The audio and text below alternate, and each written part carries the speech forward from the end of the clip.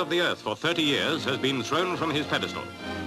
Colleague of Lenin in the stormy days when the Bolshevik Revolution shook the world, the man who took the mantle of Lenin when he died, Stalin is now officially branded a dictator by his own party through its spokesman, Comrade Khrushchev.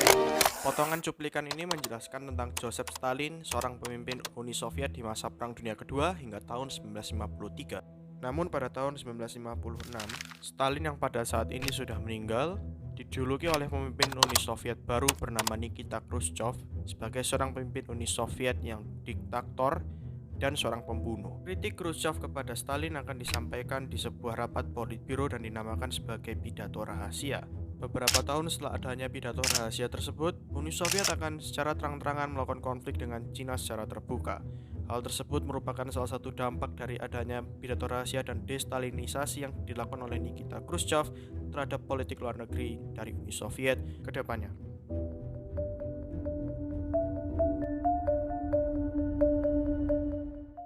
Pada tahun 1945 di Moskow, Rusia, atau pada saat itu disebut sebagai Uni Soviet, sebuah parade dirayakan sebagai bentuk kemenangan Uni Soviet di Perang Dunia Kedua. Di antara pemimpin yang merayakan kemenangan tersebut adalah Joseph Iosef Stalin yang menjadikan Uni Soviet sebagai negara adidaya dan sebagai akibatnya menjadi pemimpin dari pergerakan komunisme di dunia. Berlanjut 4 tahun kemudian di benua Asia, Cina. Perang saudara terjadi antara komunis dan Partai Nasionalis KMT berhasil dimenangkan oleh Partai Komunis dengan dukungan Uni Soviet. Hasilnya adalah kerjasama di antara kedua negara komunis terbesar pada masanya dengan penandatanganan perjanjian pertemanan.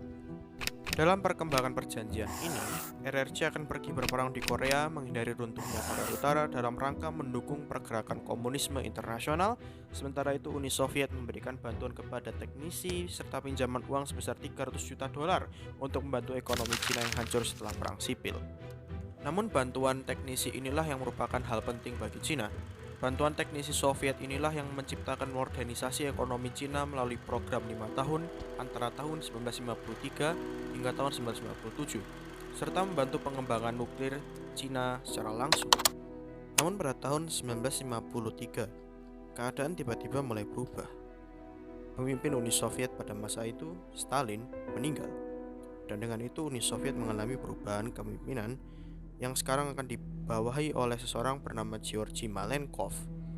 Selama pemerintahannya, terjadi perubahan kekuasaan di Uni Soviet antara Malenkov dan Nikita Khrushchev, yang pada akhirnya akan dimenangkan oleh Nikita Khrushchev dan yang akan seperti kita ketahui akan melakukan pidato rahasia dan mencap Stalin sebagai seorang diktator dan seorang pembunuh di pidato rahasia. Setelah kematian Stalin, datanglah eksperimentasi yang dilakukan oleh berbagai pemerintahan komunisme termasuk Uni Soviet. Di bawah pemimpinan Nikita Khrushchev, pemerintahan Uni Soviet berusaha untuk meredakan situasi perang dingin yang terjadi. Hal ini mengakibatkan Khrushchev berusaha untuk mendekati negara-negara barat.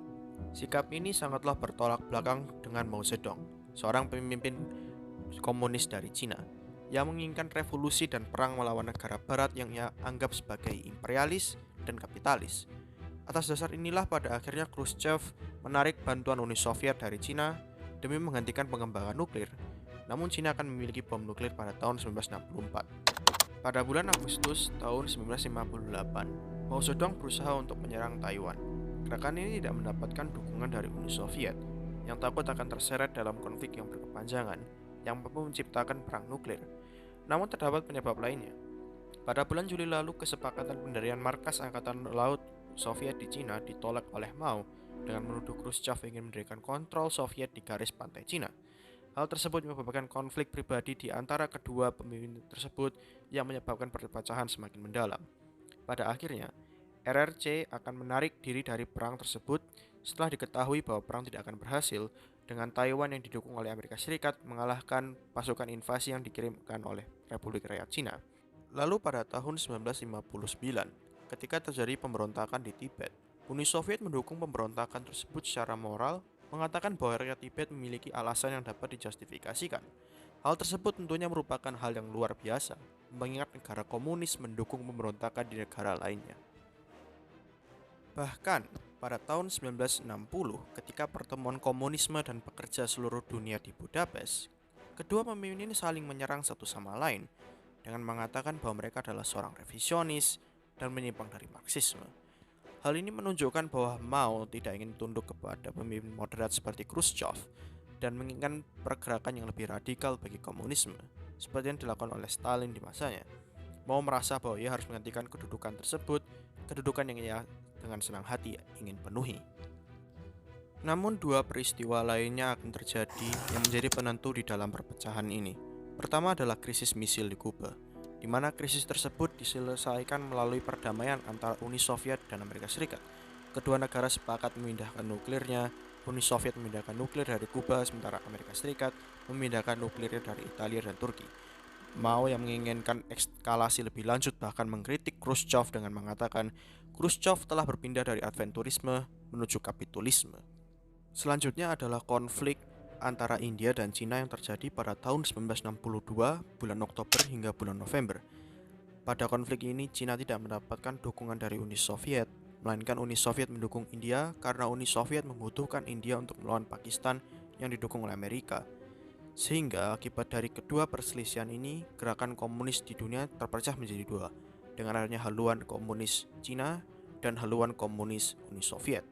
Konflik ini bahkan memuncak di masa kepemimpinan Leonid Brezhnev, pemimpin setelah Nikita Khrushchev, di mana Cina bahkan pergi berperang dengan Uni Soviet secara langsung di perbatasan antara Soviet dan Cina, tepatnya di Pulau Zhengbao.